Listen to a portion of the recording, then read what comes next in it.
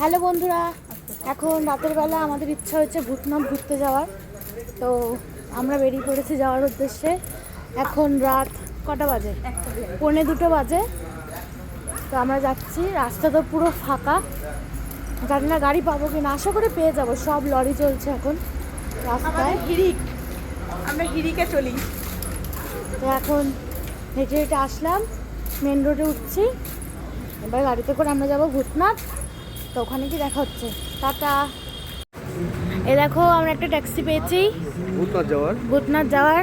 এই যে মানুষটা সবাইকে কালো কালো দেখাচ্ছে এখন। তো আমরা ওখানে গিয়ে কথা বলছি। চলো উঠে পড়ি এবার। যাও, ঢুকে পড়ো, ঢুকে পড়ো। যা, আমিও চলে যাচ্ছি গাইস। আমাদের ভূতনাথ তিনি বুঝতে পারছো, কিন্তু ওরম ভাবে গিয়ে লাভ নেই।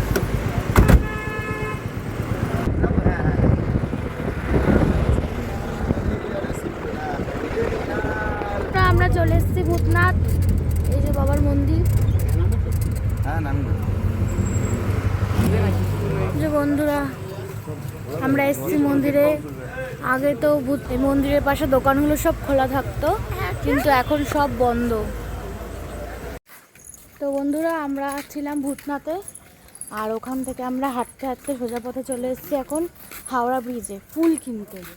কারণ আমরা আরেকটু সকাল হলে স্নান করে বাবাকে পুজো দেবো বাবার মন্দিরে। তাই জন্য তো দেখো, হাওড়ার ব্রিজটা দেখা যাচ্ছে এখান থেকেই। ওই দেখো, দেখতে পাচ্ছ? দেখো হাওড়া ফুল মার্কেটে যে চলে এসেছি আমরা, এই যে সবাই মিলে। এই যে সবাই চলে এসেছি।